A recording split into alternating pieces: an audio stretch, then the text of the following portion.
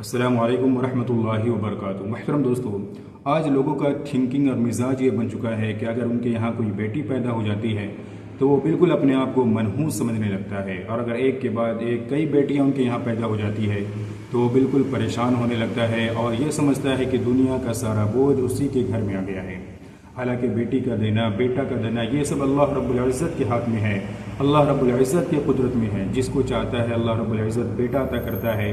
جس کے لیے چاہتا ہے تو بیٹی عطا کرتا ہے، اور جس کو چاہتا ہے تو نہ بیٹا دیتا ہے اور نہ بیٹی دیتا ہے۔ یہ اللہ رب العزت کے ہاتھ میں ہے، لہٰذا اس کی وجہ سے ہم پریشان نہ ہو اور بیٹیوں کو کمتر ہرگز نہ سمجھیں۔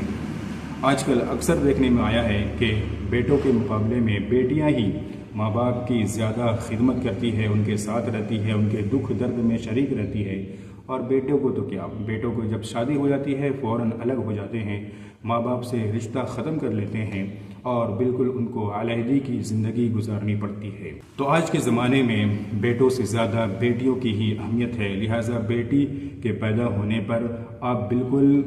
کم ہمت نہ ہوں اور کم ظرف نہ بنیں، بلکہ خوش دلی سے اس کی پرورش کرے۔ ایک حدیث میں آپ کو سنانے جا رہا ہوں جس میں یہ واقعہ بیان کیا گیا ہے کہ ایک شخص تھا جس کے یہاں ایک کے بعد ایک لگاتار 6 بیٹیاں پیدا ہو گئیں۔ وہ شخص بھی پریشان تھا بیٹیوں کے پیدا ہونے سے، لہذا جب 7ویں بار اس کی بیوی پریگننٹ ہوئی، حاملہ ہوئی، تو انہوں نے یہ قسم کھا لی کہ اگر 7ویں بار بھی اگر میرے یہاں بیٹی پیدا ہوتی ہے تو میں اپنی بیوی کو طلاق دے دوں گا اور دوسری شادی کروں گا۔ اتفاق سے جب ایک رات وہ سوتا ہے تو خواب میں دیکھتا ہے کہ قیامت قائم ہو چکی ہے، حشر کا میدان لگا ہوا ہے، لوگوں کا حساب و کتاب کا معاملہ ہو رہا ہے، اور اس کے اعمال ایسے نہیں ہیں جس کی وجہ سے جنت میں جانے لائق ہو، لہٰذا ان کے اعمال کے بدولت حکم ہوتا ہے کہ فرشتوں اس کو جہنم میں لے جاؤ۔ جب جہنم کے فرشتے اس کو جہنم کی طرف لے جا رہے ہوتے ہیں اور جہنم کے پہلے دروازے پر پہنچتے ہیں تو وہ شخص دیکھتا ہے کہ اس کی پہلی بیٹی دروازے پر کھڑی ہے اور جہنم میں فرشتوں کو اپنے باپ کو لے جانے سے روک رہی ہے، لہذا فرشتہ وہاں سے ہٹ کر جہنم کے دوسرے دروازے پر پہنچتا ہے تو وہاں پر بھی وہ شخص دیکھتا ہے کہ اس کی دوسری بیٹی دیوار بن کر کھڑی ہے اور اپنے باپ کو جہنم میں جانے سے روک رہی ہے، یہاں تک کہ فرشتہ جب تیسرے دروازے پر پہنچتا ہے تو وہاں پر دیکھتا ہے کہ اس کی تیسری بیٹی کھڑی ہے جو آڑ بنی ہوئی ہے اور اپنے باپ کو جہنم میں جانے سے روک رہی ہے،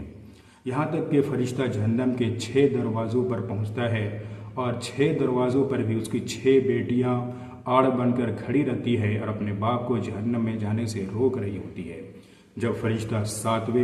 جہنم کے 7ویں دروازے پر لے کر جانے لگتا ہے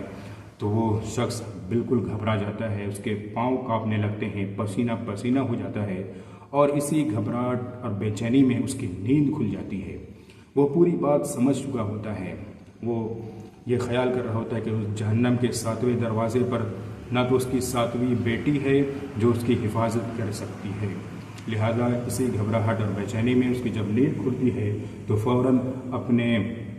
گناہوں سے توبہ کرتا ہے اور پھر وہ دعا کرتا ہے کہ اللہ ہمیں 7ویں بار بھی بیٹی عطا فرما، اور پھر اپنی بیوی کو پورا قصہ اور ماجرا سناتا ہے۔ تو اس طریقے سے وہ جہنم میں جانے سے بیٹیوں کی وجہ سے بچ جاتا ہے۔